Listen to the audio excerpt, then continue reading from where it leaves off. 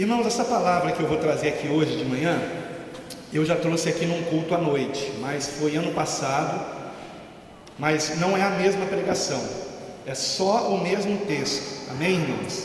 Não é a mesma pregação, é apenas o mesmo texto. E nós vamos, daqui a pouco, vamos ler toda essa parábola, que é a parábola das 10 virgens, mas a princípio eu gostaria que nós lêssemos apenas um versículo, que é o versículo 6. Antes mesmo da leitura, oremos ao Senhor. Pai, colocamos em Tuas mãos a leitura da Tua palavra e a ministração da mesma, e Te rogamos que ela seja conduzida pelo Teu Espírito Santo, Pai.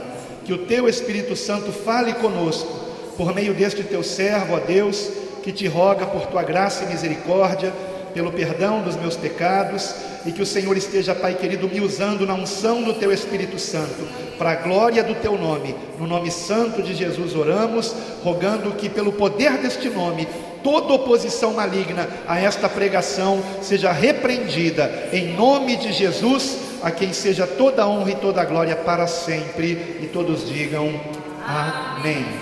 Graças a Deus.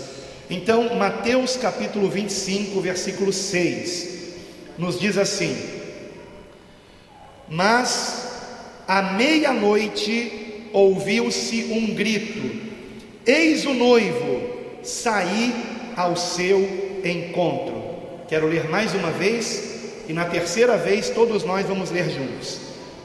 Mas à meia-noite ouviu-se um grito: eis o noivo, saí ao seu encontro. Todos juntos?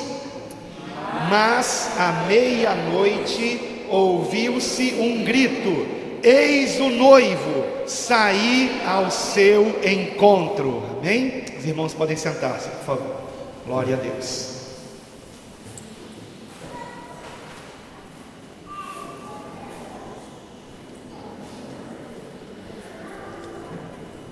Eu preguei sobre esse texto no ano passado, em 2015, me referindo a algo que havia acontecido no meio científico nuclear. Eu não sei quantos sabem ou quantos estavam aqui naquela pregação e se lembram que eu mencionei que no ano de 1947, os cientistas que estavam ligados ao estudo atômico, nuclear, criaram um relógio chamado relógio do Apocalipse. E este relógio, quanto mais perto da meia-noite ele estivesse, mais próximo de um cataclismo nuclear o mundo estaria. E no ano passado, o relógio que estava apontando 5 minutos para meia-noite, ele avançou 2 minutos. Estou falando de algo científico, não é teológico, tá? Mas existe esse relógio. Eu acho interessante porque, a meu ver, Deus usa o meio secular para nos dar alertas também. Como por exemplo, eu não sei quantos sabem que na sociologia, na antropologia, a presente geração, a geração atual, ela tem um nome, se chama geração Z. A geração anterior foi a geração Y, a outra geração foi a geração X, da qual eu faço parte, e a presente geração é chamada de geração Z. Não é interessante isso? Porque Z é a última letra do alfabeto. E não é interessante também que o meio secular tenha criado um relógio chamado relógio do Apocalipse, e que este relógio tenha avançado no último ano? E ontem eu conferi para ver se esse relógio tinha avançado mais 1 minuto, porque de 2015 para cá, as tensões entre Rússia e Estados Unidos aumentaram muito por conta do conflito na Síria. Agora mesmo pela manhã eu assistia pelo YouTube uma reportagem da Record, creio que passou no programa que dá à noite, que compete com o Fantástico. Qual é o nome mesmo? Domingo Espetacular, isso mesmo. uma reportagem sobre o arsenal nuclear dos Estados Unidos e da Rússia. 90% de todo o poderio nuclear do mundo encontra-se com essas duas potências, Rússia e Estados Unidos, né? E há uma possibilidade muito grande de que aconteça uma terceira guerra mundial, e se a primeira bomba nuclear for detonada, no mesmo dia, dezenas ou até centenas delas serão detonadas, porque é um consenso entre os cientistas, entre os estudiosos do assunto, que a terceira guerra mundial ela vai ter a duração de apenas um dia. Em um único dia se saberá quem foi que venceu. Mas eu vou dizer uma coisa para vocês: nessa guerra não há vencedores, porque o planeta inteiro sai perdendo. Todos perdem com isso, porque pode-se dizer que após uma catástrofe dessa natureza é o fim da história humana sobre a Terra. E é bem possível que o que nós vemos no Apocalipse seja de fato as consequências de uma guerra nuclear, especialmente o derramar das 7 taças da ira de Deus. Seriam as consequências, por exemplo, todos os seres do mar morrendo e dos rios morrendo. O que ocasionaria isso? Senão uma contaminação, né, de todas as águas por conta das consequências de uma catástrofe nuclear. Então, nós vemos que o relógio do Apocalipse, criado pelo homem, ele tem se aproximado muito da meia-noite.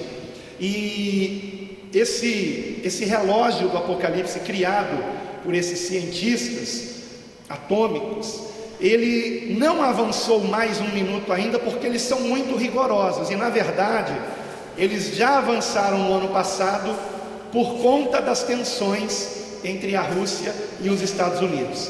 Então não há motivo para avançar um pouco mais. Mas a verdade é que 3 minutos para meia-noite é perto demais da meia-noite. É perto demais da meia-noite. E o texto que nós lemos aqui, ou melhor, o versículo que nós lemos, ele fala da meia-noite. E esta meia-noite, você que conhece o contexto, e nós vamos lê-lo já já, o contexto, vocês conhecem, é a volta de Cristo. E no versículo que nós lemos, quando se diz: eis o noivo sair ao seu encontro, quem tem que ir ao encontro do noivo é a noiva. E a noiva aqui é a igreja do Senhor, representada não por uma noiva, mas por 10 noivas. 5 eram prudentes e 5 imprudentes. Algumas versões chamam as imprudentes de nécias, outras as chamam de loucas, porque no grego a palavra significa essas coisas, tanto louca e nécia, que são sinônimos, quanto imprudentes. Uma pessoa sábia, ela tem a característica da prudência, e a pessoa louca, a pessoa nécia, ela tem a característica da imprudência.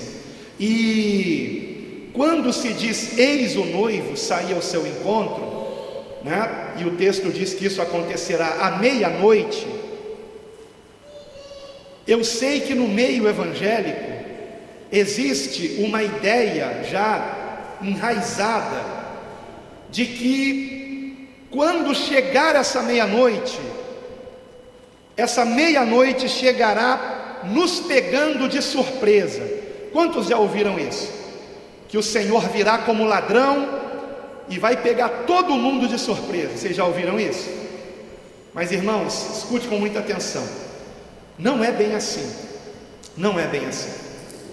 E é exatamente esta a diferença entre as nécias, loucas e imprudentes, e as virgens, as noivas que são sábias, que são prudentes.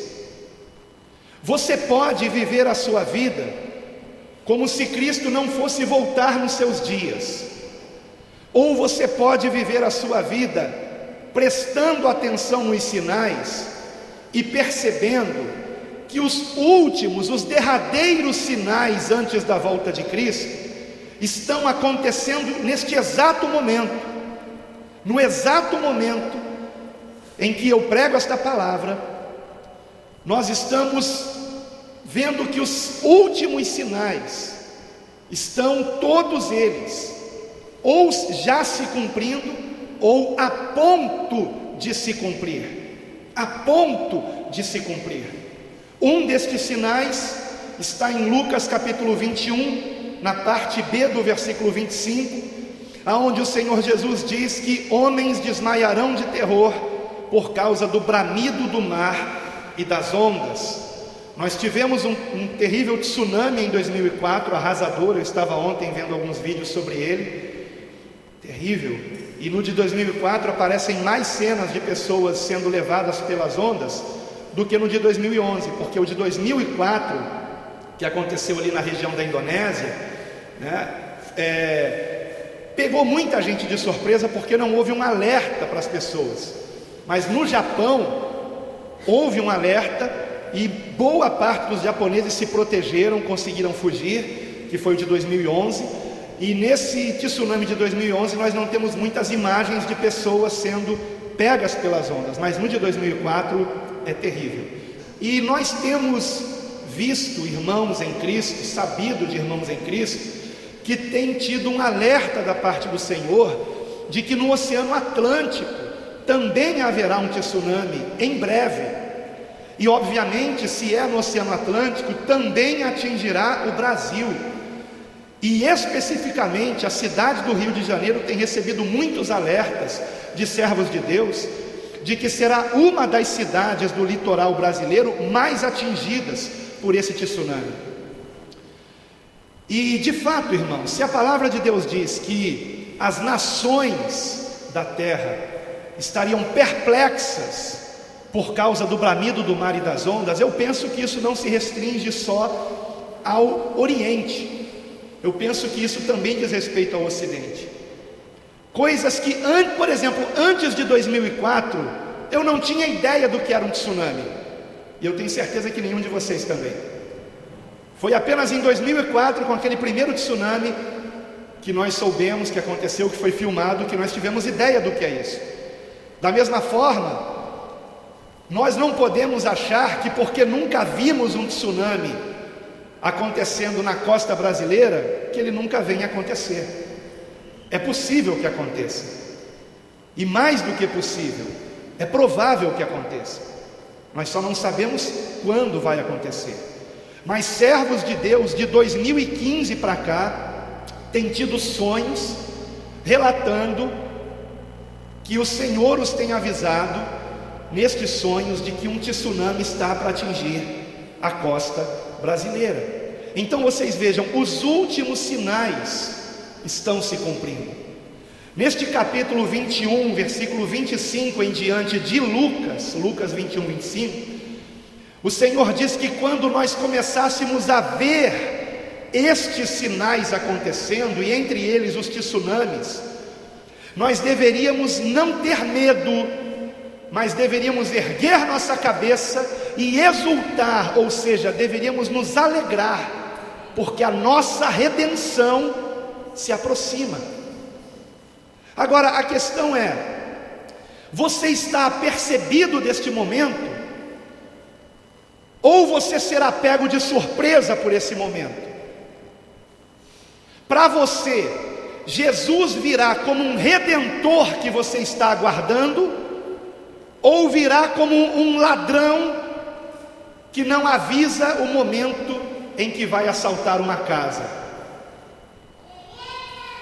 Abra sua Bíblia, por favor, sem sair daí de Mateus 25, que já vamos voltar para lá de novo, em 1 Tessalonicenses, capítulo 5, versículo 1. Primeira epístola de Paulo aos Tessalonicenses, capítulo 5, versículo 1. Preste atenção nisso, por favor. Nos diz assim a palavra de Deus: irmãos, relativamente aos tempos e às épocas, não há necessidade de que eu vos escreva, pois vós mesmos estáis inteirados com precisão de que o dia do Senhor vem como ladrão de noite. Quando andarem dizendo paz e segurança, eis que lhes sobrevirá repentina destruição, como vem as dores de parto a que está para dar à luz, e de nenhum modo escaparão. Agora preste atenção no versículo 4 em diante. Mas vós, irmãos, agora está falando para nós, vós, irmãos, não estáis em trevas, para que esse dia como ladrão vos apanhe de surpresa. Está entendendo? Nós não temos que ser apanhados de surpresa, irmãos. Não seja apanhado de surpresa. Você só será apanhado de surpresa pela volta de Cristo se você quiser. Se você não der ouvidos a pregações como esta que eu trago para você nessa manhã, para alertar você do quão perto nós estamos de sermos arrebatados desse mundo. Mas nem todos que se dizem crentes, cristãos, evangélicos serão arrebatados, irmãos, e é triste isso, mas é a verdade. E quem é que não será arrebatado? Quem for pego de surpresa, irmãos.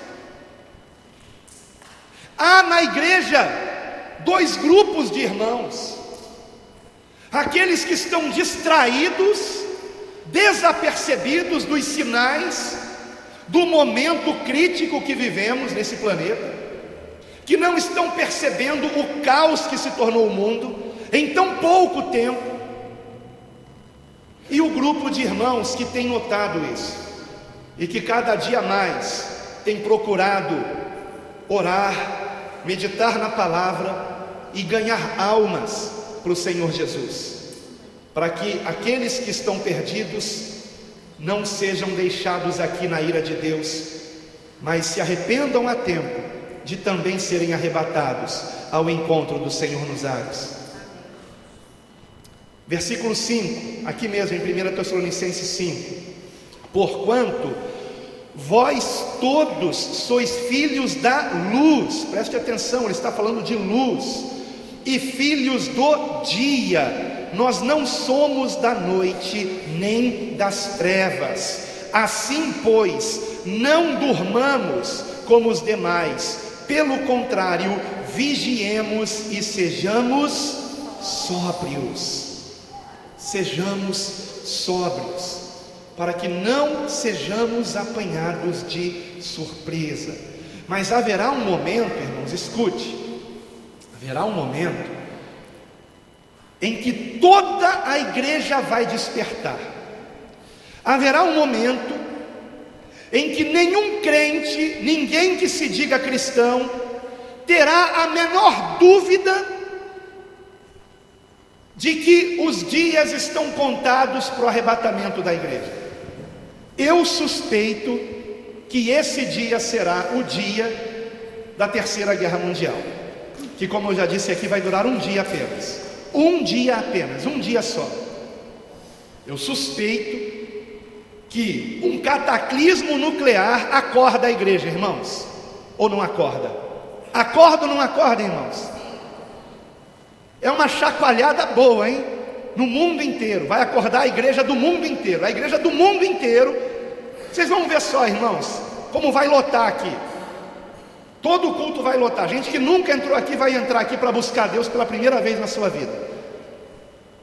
A igreja vai acordar. Jesus está voltando. Jesus está voltando. Só que tem uma coisa. Tem uma coisa. Os sinais escatológicos, os sinais dos tempos, eles não acontecem numa progressão aritmética. O que é uma progressão aritmética? É uma progressão em que a velocidade se mantém constante. 2, 4, 6, 8, 10. Isso é progressão aritmética. A progressão dos sinais da vinda de Cristo, elas não são aritméticas, elas são geométricas. 2, 4, 8, 16, 32, 64, 128. Compreenderam, irmãos? O próprio Senhor Jesus disse que os últimos dias seriam abreviados, ou seja, nos últimos dias os sinais derradeiros aconteceriam com uma velocidade maior. Então vejam bem, quando é deflagrada uma terceira guerra mundial, eu suspeito, por esse texto de Mateus 25, volte para ele por favor, eu suspeito que já será tarde demais para se buscar a Deus, tarde demais para se buscar a Deus. Quem está cheio do Espírito Santo não se abalará, mas aqueles que não estão, estarão tão apavorados, porque, irmão, será terrível, será aterrorizante. As notícias farão homens desmaiar, homens, imagine as mulheres. Será terrível, irmãos. A expectativa das coisas que sobrevirão ao mundo serão as piores imagináveis. Toda a água contaminada, toda a comida contaminada, as pessoas vão começar a morrer de fome, de pragas, pestes. Será terrível, irmãos. E a expectativa de que isso vá acontecer fará muitos perderem a fé. Aqueles que agora, nesse momento, não se prepararem, não conseguirão permanecer de pé. Não conseguirão. Ou nós encaramos isso de frente agora e buscamos a ousadia e a intrepidez e a coragem do Espírito Santo, ou seremos contados com aqueles medrosos que não herdarão o reino de Deus. E eu pergunto a você: quem é você? Um covarde que não quer ouvir a verdade? Porque essa semana eu escutei esse tipo de história. Pastor, é melhor o senhor explicar direito aí para a igreja essas histórias sobre tsunami, sobre terceira guerra mundial, porque tem irmãos aí que estão ficando deprimidos, que estão ficando quase em depressão. Será que é para isso que a palavra de Deus nos alerta? A palavra de Deus nos diz o seguinte: quando estes sinais começarem a se cumprir, erguei vossas cabeças e exultai, porque a vossa redenção se aproxima. Aleluia! Sabe qual é o problema? Nós vivemos num mundo tão materialista que isso contaminou a igreja. As pessoas não sonham mais com a volta de Cristo. As pessoas estão sonhando com seus projetos pessoais, e a culpa disso está nos púlpitos da maioria das igrejas. Quantos são os pastores, os pregadores, que ficam prometendo para os membros da igreja que Deus vai realizar o seu sonho, seja ele qual for, casa própria, carro zero, um casamento sem nenhuma discussão, nenhum problema. Quando Jesus disse que quando nos convertemos, os primeiros inimigos aparecem dentro de casa, primeira batalha no lar, né? Quantos prometendo que não haverá sofrimento, uma vida sem sofrimento? Quantas promessas que não condizem com a palavra de Deus? E com isso, as pessoas ficam sonhando coisas desse mundo. E Deus não tem compromisso com o teu sonho, nem com o meu sonho. Só há um sonho que o Senhor Deus quer realizar, irmãos: o sonho de salvar a humanidade. É isso que importa, irmãos. O sonho da salvação da humanidade, é isso que importa. Este é o sonho de Deus. E se você quer sonhar o sonho de Deus, seja um ganhador de almas. Participe do sonho de Deus, porque aí a alegria de Deus estará no seu coração. Não importa o que te aconteça, não há alegria maior do que ver uma alma convertida, irmãos, e ser o instrumento de Deus para isso acontecer. Que coisa maravilhosa a igreja do Senhor. Como é maravilhoso ganhar uma alma para Jesus. Como é maravilhoso saber que alguém que está sendo batizado nas águas foi através do seu testemunho. Alguns dizem assim: ah, pastor, eu não sei evangelizar, eu não consigo memorizar textos da Bíblia. Ah, pastor, eu tenho vergonha. Você sabe o que significa evangelizar? Contar o que Jesus fez na tua vida. Você sabe fazer isso? Você sabe? Quantos aqui tem algo para contar que Jesus fez na sua vida? Quantos aqui? Amém? Quantos? Aleluia. Conte isso. Conte. Compartilhe como você era antes de conhecer a Cristo. Amargurado, depressivo, vazio, fútil. E como agora você é cheio de paz, cheio de alegria, cheio de vida, cheio de amor. Isso é o principal. Eu não estou falando aqui de coisas, de conquistas materiais. Eu estou falando do teu interior. Tesouros que a traça não corrói, tesouros que a ferrugem não consome. O seu interior. Amém? Então compartilhe o que Deus fez por você. A questão é, nós estamos apercebidos do quão perto da meia-noite nós nos encontramos? Vamos ler o texto todo, Mateus capítulo 25, do versículo 1 até o 13. Então o reino dos céus será semelhante a 10 virgens que, tomando as suas lâmpadas, saíram a encontrar-se com o noivo. 5 dentre elas eram nécias e 5 prudentes. As nécias, ao tomarem as suas lâmpadas, não levaram azeite consigo. No entanto, as prudentes, além das lâmpadas, levaram azeite nas vasilhas. E, tardando o noivo, foram todas tomadas de sono e adormeceram. Mas à meia-noite ouviu-se um grito: eis o noivo, saí ao seu encontro. Então se levantaram todas aquelas virgens e prepararam as suas lâmpadas. E as nécias disseram às prudentes: dai-nos do vosso azeite, porque as nossas lâmpadas estão se apagando. Mas as prudentes responderam: não, para que não nos falte a nós e a vós outras. Ide antes aos que o vendem e comprai-o. E, saindo elas para comprar, chegou o noivo, e as que estavam apercebidas entraram com ele para as bodas, e fechou-se a porta.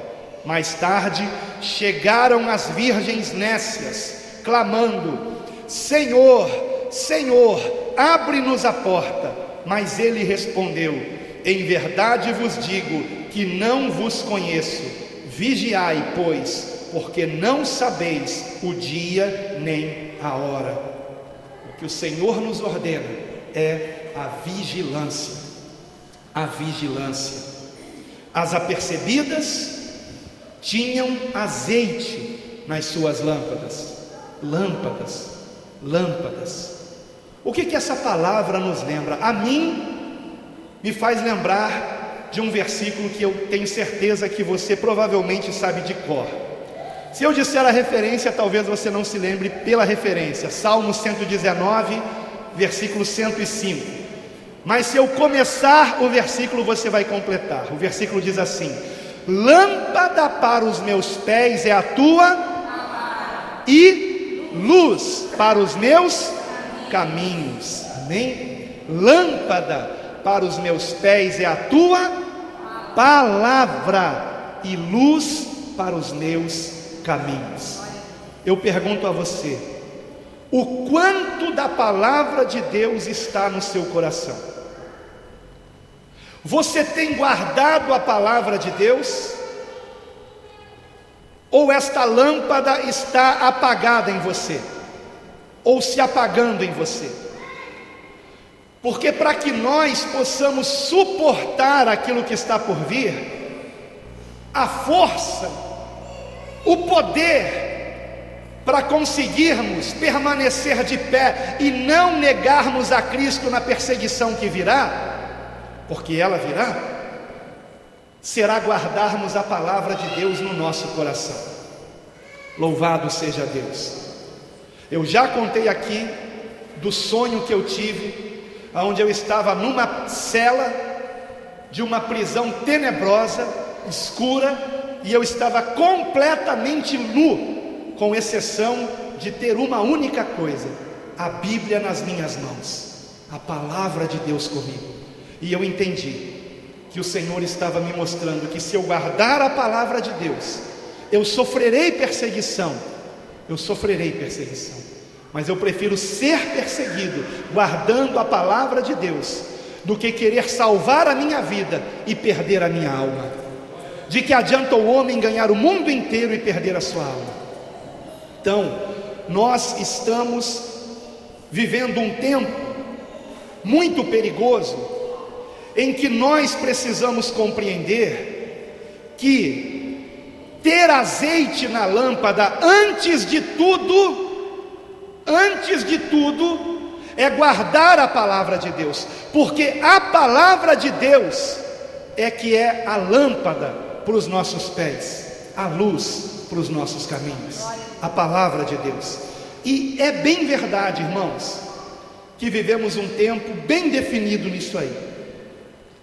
Às vezes não, sempre, na mesma igreja, na mesma congregação, há irmãos que dão ouvidos à palavra de Deus, e há irmãos que desprezam a palavra de Deus. Desprezam a palavra de Deus. Desprezam. Outro dia eu vi uma ilustração muito interessante.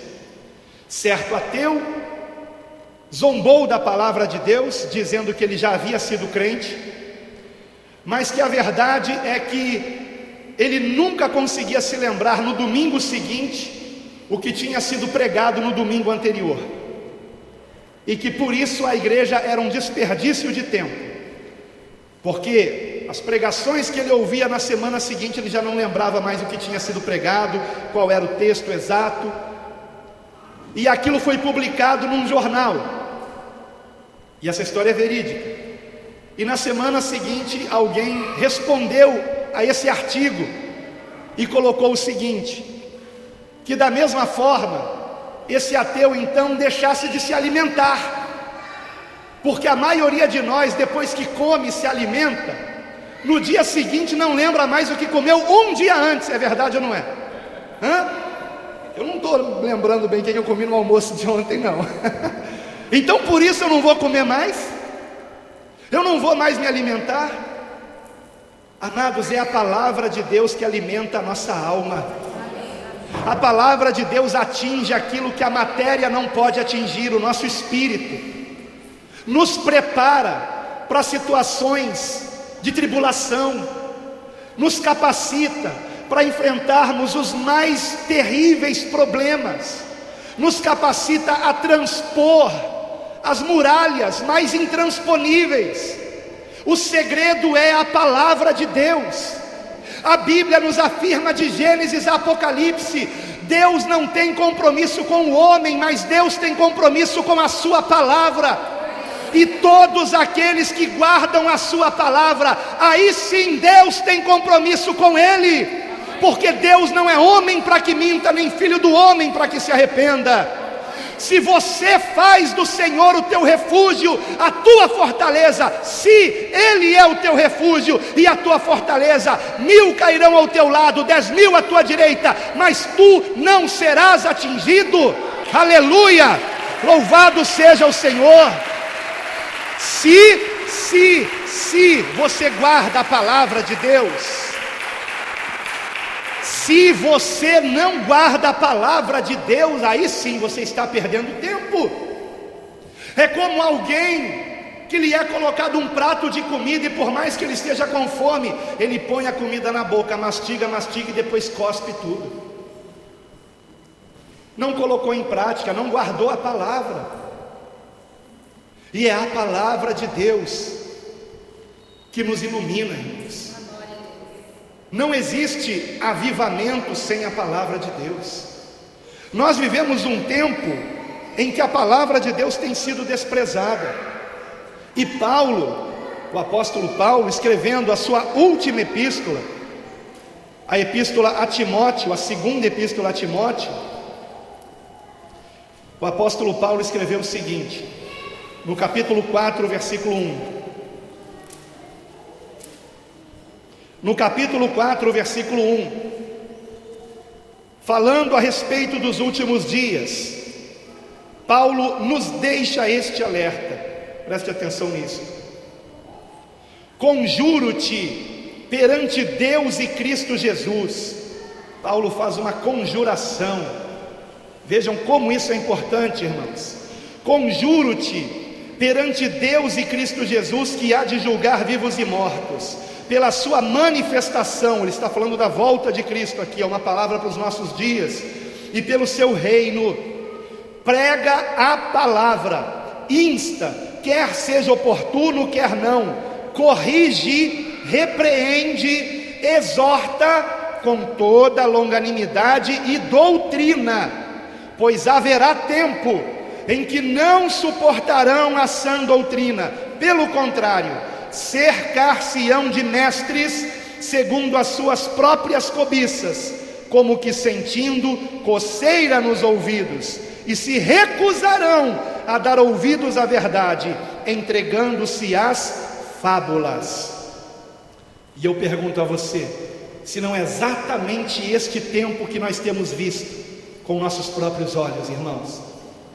Tantos crentes que já não suportam mais a palavra. Por isso que igrejas como a nossa, onde a palavra ainda é pregada, eu espero que continue sendo até o retorno do Senhor, não enchem. Quantas cadeiras vagas? Não enchem.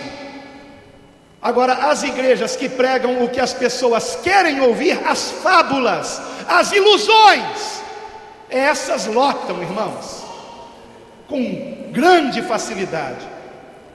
Basta colocar uma faixa na porta da igreja: campanha da prosperidade. Pronto. Vai lotar a igreja. Experimente colocar campanha do arrependimento de pecados. O que vai acontecer? Campanha de santificação. Campanha do amor ao próximo. Culto de oração. Você quer que ninguém venha para o culto, é só dizer que ele é um culto de oração. É só você dizer isso. Se você não quer que ninguém venha para o culto, é só você dizer: o próximo culto vai ser culto de oração, irmãos. Pouquíssimas pessoas vêm. Essa é a realidade do tempo que nós vivemos. E como as coisas mudaram rápido, irmãos. Há 50 anos atrás não era assim. Há 30 anos atrás não era assim, que é o tempo da minha conversão. Não era. Culto de oração lotava. O povo de Deus gosta de oração, irmãos. Quem não gosta de oração é o diabo e seus demônios. E está cheio de crente endemoniado, Deus que me perdoe a expressão. Porque crente até o diabo crê. A Bíblia diz que os demônios creem que Deus é um e estremecem. Não basta crer que Deus existe, é preciso amá-lo, é preciso buscá-lo de todo o coração, é preciso nascer de novo antes de tudo. Eu me pergunto se hoje nós não estamos vendo uma igreja onde a maioria não nasceram de novo, não despertaram para as coisas de Deus, não conseguem renunciar às coisas do mundo, não conseguem. É sempre a profissão em primeiro lugar, a faculdade em primeiro lugar, a carreira em primeiro lugar, a família em primeiro lugar, os bens materiais em primeiro lugar, e depois Jesus. Depois, não nasceram de novo. Porque quando a gente nasce de novo, há uma certeza tão grande no nosso coração, tão grande, de que tudo que realmente importa é Cristo. Ele é a única e verdadeira riqueza do universo. Todo o resto passará, só a sua palavra não passará. O eterno, o unigênito Filho de Deus, o primogênito de toda a criação, aleluia. Louvado seja o Senhor. Nós vivemos um tempo perigoso, onde a palavra de Deus tem sido desprezada, desafiada. Como é que pode, irmãos? Quando você despreza uma pregação, você não desprezou o pregador, você desprezou a palavra de Deus. Isso é muito sério. Você ainda espera ir para o céu, Você espera realmente ser salvo? Ou você aceita a palavra de Deus como ela é, na sua inteireza, na sua pureza e simplicidade? Ou então você está perdendo tempo na igreja? É uma noiva sem azeite, sem unção, sem a palavra de Deus no seu coração. Vamos estar acordados, vamos estar apercebidos.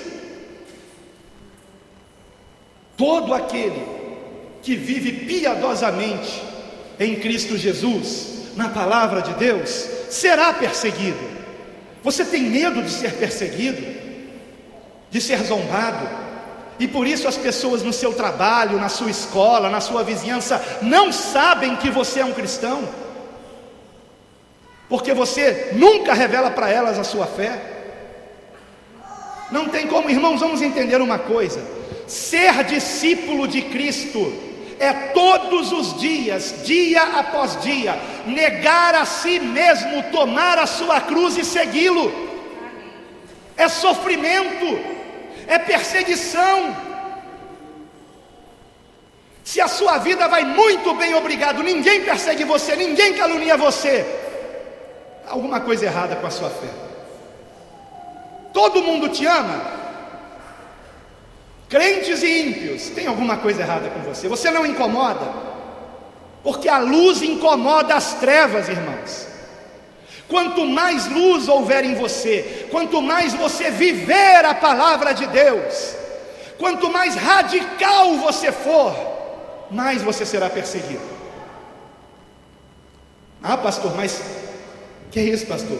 Crente tem que ser equilibrado, não pode ser radical. Sabe quem são os crentes equilibrados? São os crentes da pior igreja das 7 igrejas do Apocalipse. Cuidado com a palavra equilibrado. O crente equilibrado é o crente morno, é o crente misturado com o mundo. E crente misturado com o mundo quer agradar a Deus e agradar o diabo ao mesmo tempo, mas não tem como, porque aquele que se faz amigo do mundo torna-se inimigo de Deus. Então, quando perguntarem a sua opinião sobre homossexualismo, não venha com um discurso de Rede Globo, não, pelo amor de Deus. Ah, eu não sou intolerante, não. Cada um tem a sua opção sexual. É isso que você pensa? É porque você é um crente morno, porque você é misturado com o mundo. Se esse é o teu pensamento também sobre divórcio, ah, não deu certo, separa, né?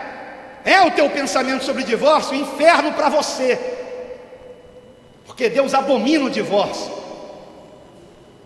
É o teu pensamento sobre adultério, que eu conheço pessoas que se dizem crentes que adulteraram, que traíram a esposa, que depois a esposa perdoou, e que depois traiu de novo,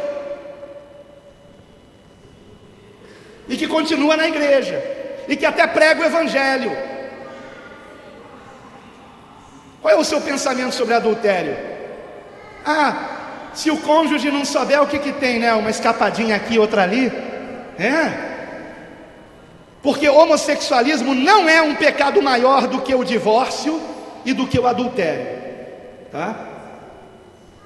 Então ande em santidade, porque sem santificação ninguém verá o Senhor. Ninguém verá o Senhor. O caminho nunca foi alargado, ele sempre foi apertado. Sempre. A Bíblia nunca disse que esse caminho foi alargado, que, sabe, mas existe uma mensagem falsa sendo pregada, de uma graça extremada, tolerante ao pecado. Isso não é verdade, irmãos. Cuidado com isso. Cuidado com muitos pregadores de internet, que eu conheço um deles aí que é muito famoso, que prega essa graça extremada porque já está no 3º casamento, tá? Sendo pastor.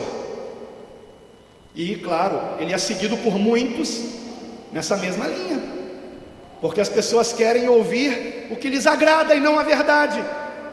Ah, pastor, mas eu já me divorciei e casei. Irmãos, entenda uma coisa: é diferente você conhecer a Cristo na condição de divorciado, do que você conhecendo Cristo, conhecendo aquele que tem o poder de restaurar casamentos, se divorciar. Porque se você faz isso, você está mostrando que não tem fé. Eu conheço pessoas que eu aconselhei: ore pela restauração do seu casamento, mas a pessoa não orou. Sabe por que não orou? Porque ela queria se separar. Ore para que Deus encha o teu coração de amor pelo teu marido, de amor pela tua esposa. Pergunte se oraram. Não oraram. Sabe por que não oraram? Porque sabiam que se orasse Deus faria isso. Mas são pessoas que queriam pecar, queriam experimentar algo novo, uma pele menos enrugada, uma cor de pele diferente, ilusões do mundo, irmãos. O que importa é o interior. A carne envelhece como uma flor que murcha e cai. O que importa é o teu ser, o que importa é o amor. Só o amor vence o tempo, só o amor é eterno. E quando há uma separação, o que há é a falência de um amor que foi propositalmente deixado de lado. Não desista do amor, porque o amor é o poder de Deus, irmãos. A fé opera pelo amor. Então, se você tem fé, eu não sei porque eu estou falando isso, talvez porque a mensagem vá para a internet. Se você tem fé, lute pelo seu casamento em oração em nome de Jesus, porque o sangue de Jesus tem poder para restaurar o seu casamento, a sua família, em nome de Jesus. E como o diabo tem investido contra as famílias, não caia nos seus ardis, não caia nos seus ardis. Lute pelo seu casamento em nome de Jesus, por meio da oração. Louvado seja o Senhor. Eu tenho tantos versículos para ler, mas não vou ter tempo aqui. Eu só quero encerrar essa mensagem lembrando desta igreja que eu mencionei ainda há pouco, a igreja de Laodiceia. Apocalipse capítulo 3. A minha interpretação das cartas às 7 igrejas, a minha interpretação é que representam 7 períodos da igreja sobre a terra. Uma das provas disso é que nas 6 primeiras igrejas é mencionado: venho sem demora. E na 7ª igreja já não é dito isso. Ele já chegou, só que ele não pode entrar. Estou à porta e bato. Se alguém ouvir a minha voz e abrir a porta, eu entrarei e cearei com ele. Uma igreja onde o Senhor tem ficado do lado de fora, porque é uma igreja que despreza os pobres, os humildes, desampara viúvas, desampara órfãos. Uma igreja que já não se importa mais com aqueles que Jesus mais se importava. Ele fica do lado de fora. Ele fica do lado de fora. Uma igreja que despreza a oração, que era a prática mais evidente nos evangelhos, é encontrarmos Jesus o que? Orando, até pelas madrugadas, orando. Jesus começou o seu ministério com o que? Orando 40 dias no deserto e jejuando também. Uma igreja que já não ora, uma igreja que combate o jejum. Jesus está do lado de fora dessa igreja, ele não entra nessa igreja. Mas aqueles que têm ouvido a sua voz, as noivas que estão apercebidas, que estão ouvindo isso aqui, ó, o Senhor já chegou. Como o missionário Reginaldo, ele teve uma visão em que o Senhor Jesus estava de pé à destra do Pai, e ele disse o seguinte: eis que já não estou sentado, estou de pé, apenas aguardando a ordem para arrebatar a minha igreja. Oh, aleluia! Glória a Deus! Oh, aleluia! Louvado seja o Senhor. O noivo já está vindo ao encontro da noiva, mas apenas as noivas apercebidas, que guardam a palavra de Deus, é que entrarão para as bodas do Cordeiro. Você tem guardado essa palavra? Porque veja que interessante, se as 7 igrejas são 7 períodos da igreja, e nós vivemos o último período, a penúltima igreja é a igreja de Filadélfia. E de fato, o período anterior a esse, que começou por volta do final do século XIX para o século XX, é o período que nós estamos vivendo, o período anterior, do século XVI ao século XIX, foi um período de servos de Deus que realmente guardaram a palavra de Deus. São os chamados heróis da fé. Se você for na livraria CPAD e procurar o livro Heróis da Fé, você encontrará ali uma relação de 20 homens, dos quais a maioria deles viveu nesse período que eu estou falando aqui. Desses 20, talvez 18 viveram nesse período que eu falei aqui, entre os séculos 16 e o século 19. Mas do século 19, de meados do século 19 para o século 21, a coisa foi piorando muito. E agora então nem se fala, irmãos, nem se fala, irmãos. Então vejam como era o período dos heróis da fé, da igreja de Filadélfia. Veja comigo aqui, Apocalipse capítulo 3, versículo de número 8, falando sobre a igreja de Filadélfia. Conheço as tuas obras, eis que tenho posto diante de ti uma porta aberta. De fato, foi a igreja mais missionária, foi o tempo das missões na face da terra. Tenho posto diante de ti uma porta aberta, a qual ninguém pode fechar. Que tens pouca força, entretanto guardaste a minha palavra e não negaste o meu nome. Guardaste a minha palavra. Agora veja, continuando aqui, versículo 10. Pule e vai para o 10 comigo, que vai novamente se referir à palavra. Porque guardaste a palavra da minha perseverança, também eu te guardarei da hora da provação que há de vir sobre o mundo inteiro, para experimentar os que habitam sobre a terra. Então preste atenção, o Senhor está falando aqui de uma hora de provação que viria sobre toda a terra. E esta hora da provação não aconteceu no período da igreja de Filadélfia. E sendo a igreja de Filadélfia a penúltima igreja, o penúltimo período da igreja, então é claro que a hora de provação aconteceu na última igreja, que é o último período, que é esse que nós estamos vivendo. Então eu quero dizer para você, hoje nós experimentamos uma provação, uma tentação, porque no grego essa palavra tem os dois significados, que os nossos bisavós, tataravós e todos os outros cristãos antes deles não experimentaram.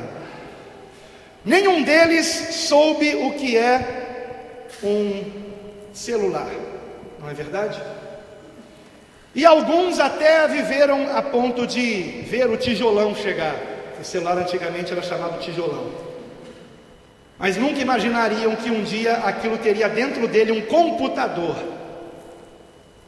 e muito menos a internet. E através disso aqui, nós somos tentados, nós somos provados na nossa fé. Provados na nossa fé. Será que nós temos vencido esse tempo de provação?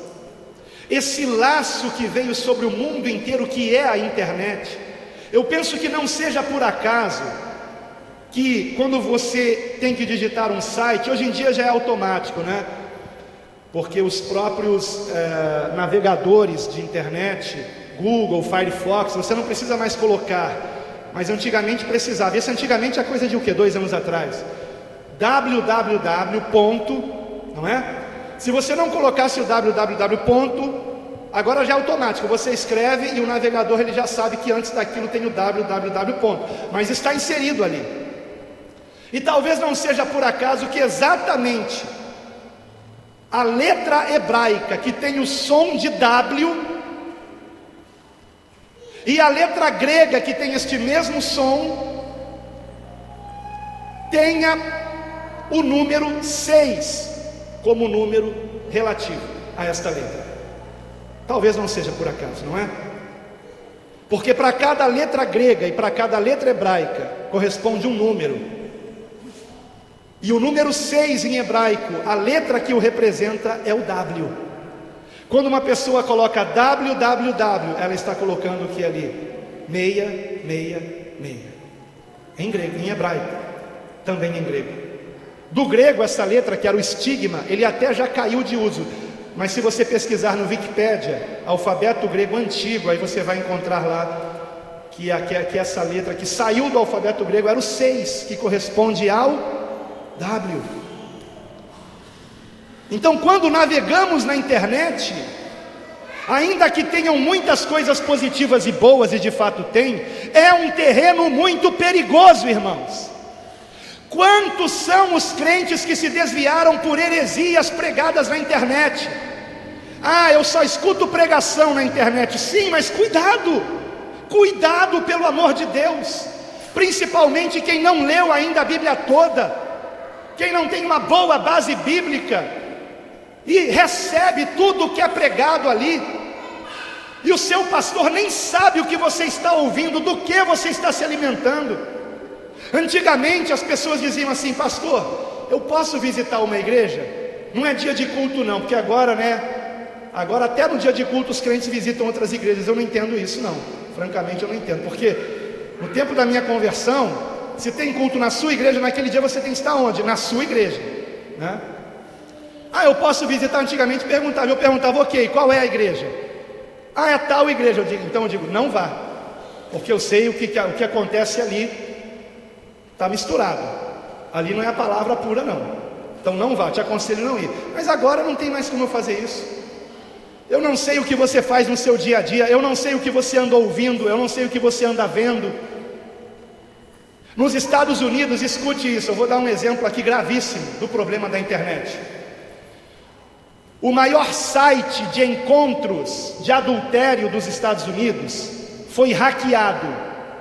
Um hacker entrou nesse site e teve acesso ao cadastro de todos que estavam nesse site, e ele colocou isso a público, milhares de nomes ali, e dentre estes milhares de nomes, os nomes de mais de 400 pastores evangélicos norte-americanos, mais de 400 estavam sendo usuários deste site. Um deles inclusive bastante famoso, porque é de uma igreja aí ligada a um grupo musical muito famoso, que eu prefiro não mencionar. E esse pastor depois deu a desculpa de que ele entrou só por curiosidade. O site é de adultério, homens casados tendo encontros secretos com mulheres casadas e vice-versa, ou homens com homens e mulheres com mulheres, e mais de 400 pastores. E aí eu lhe pergunto, se os pastores estão assim, quanto mais as ovelhas? Eu já trouxe esse dado aqui na semana passada. Mais da metade dos usuários da internet no Brasil, para ser exato, uma pesquisa revelou que 55% dos usuários da internet no Brasil consomem com regularidade, ou seja, quase todo dia, no mínimo dia sim, dia não, consomem todo dia material pornográfico. Eu preguei numa igreja há pouco mais de uma semana, e o líder de jovens, quando eu mencionei isso para ele, ele disse assim: pastor, esses usuários estão dentro da igreja, pastor, porque uma pesquisa foi feita com jovens da igreja, foi feita uma pesquisa com jovens de diversas denominações, sem que os jovens mencionassem o nome. Foi feita uma pesquisa: quantos deles consumiam pornografia pela internet toda semana? Mais da metade dos jovens da igreja que se dizem crentes, cristãos, consomem pornografia pela internet toda semana. E a palavra de Deus diz que é por essas coisas, Colossenses 3,5, é por causa dessas impurezas, dessa prostituição, dessa promiscuidade, que vem a ira de Deus. E tem gente querendo defender o Brasil. Não, o Brasil não merece um tsunami, o Brasil não merece um castigo. Claro que merece, irmãos. É o país mais promíscuo do mundo. Não tem nem a China. Quantos bilhões de habitantes que tem a China? Eu não me lembro se já chegou a 2 bilhões de habitantes. Nem a China, irmãos, que tem 10 vezes mais habitantes que o Brasil, consome tanta pornografia quanto o Brasil. O Brasil é campeão mundial no consumo de pornografia. É o maior filão do mercado pornográfico pela internet. E vocês acham que Deus não está vendo isso? E se você está se melecando com isso, em nome de Jesus, clame o sangue de Jesus sobre a tua vida. Clame o sangue de Jesus sobre a tua vida, porque senão você vai ficar. Você não vai subir no arrebatamento, porque o Senhor vai buscar os que estão lavados no seu sangue, os que têm as vestes brancas, os que compraram ouro refinado, os que têm a palavra de Deus guardada no seu coração. Quantos crentes estão mornos? Quantos crentes se assemelham à igreja de Laodiceia? Veja comigo esta igreja rapidamente. É a última igreja, Apocalipse 3, versículo de número 16.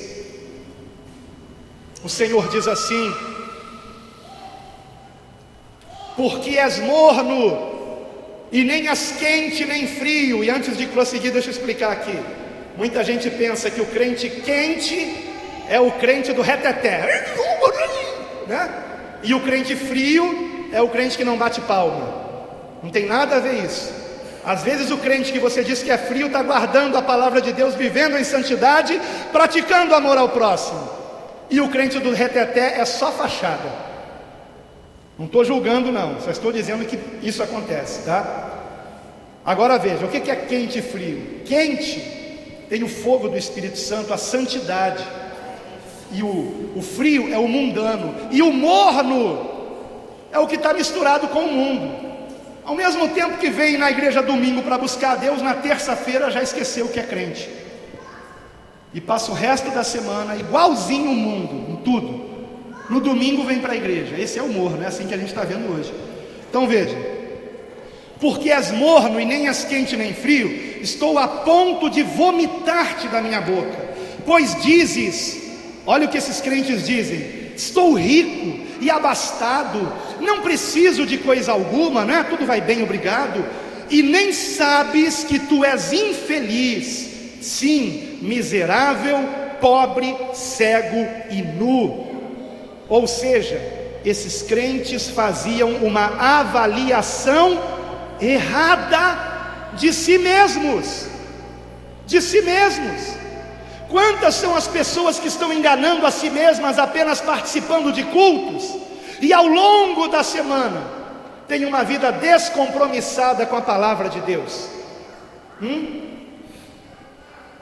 E aí o Senhor prossegue: aconselho-te, versículo 18: aconselho-te que de mim compres ouro refinado pelo fogo, para te enriqueceres, vestiduras brancas para te vestires, a fim de que não seja manifesta a vergonha da tua nudez, e colírio para ungires os olhos, a fim de que vejas.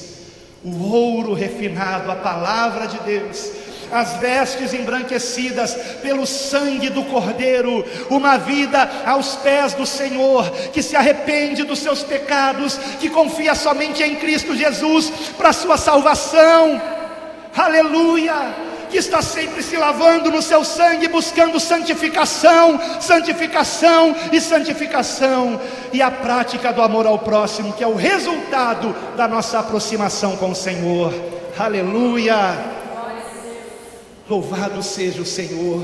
Será que nós temos colírio nos olhos para enxergarmos a nossa condição? Precisamos guardar a palavra de Deus, irmãos, porque senão não vamos suportar. Eu quero nesta oração final fazer a oração do Salmo 46.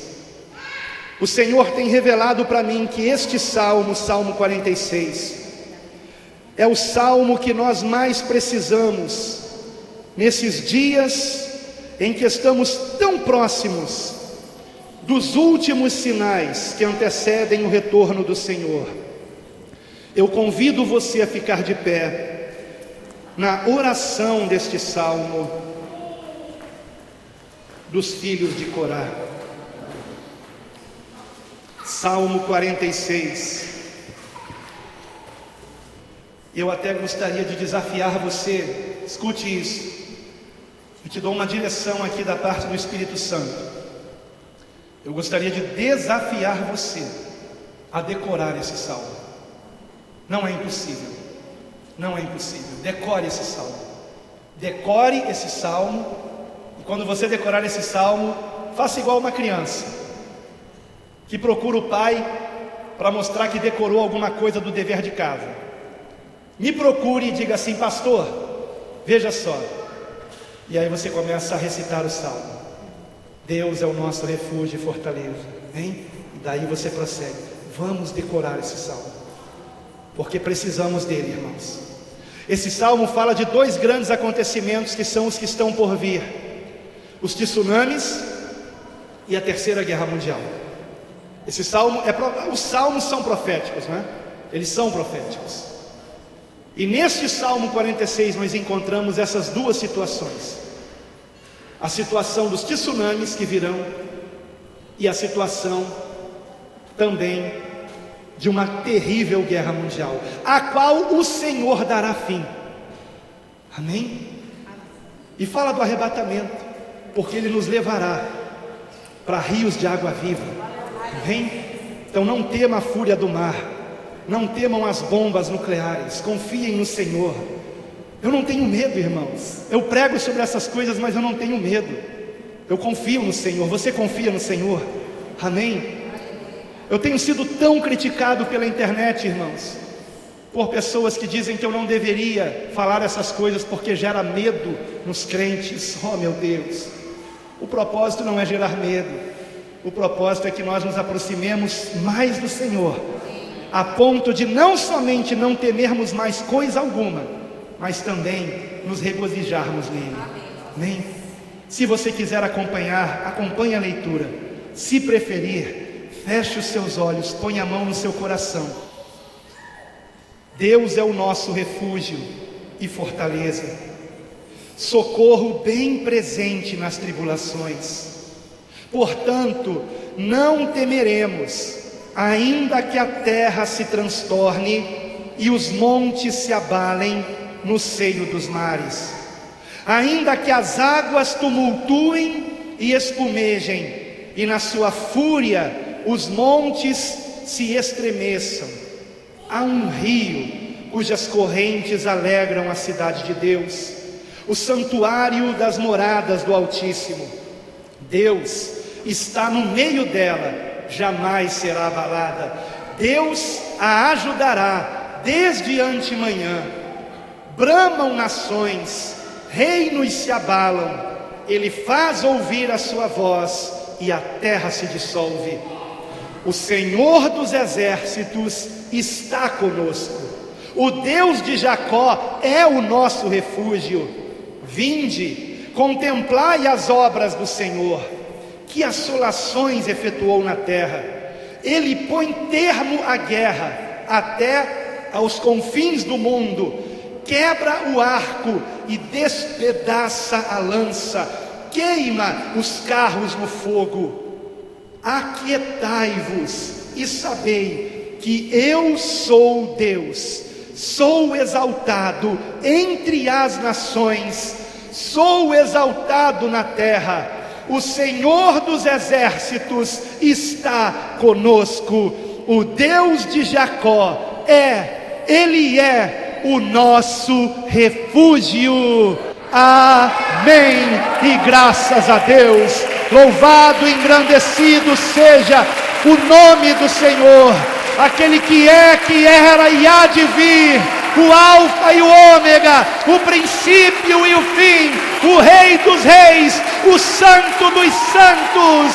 Aleluia, Maranata, ora vem Senhor Jesus, glória a Deus.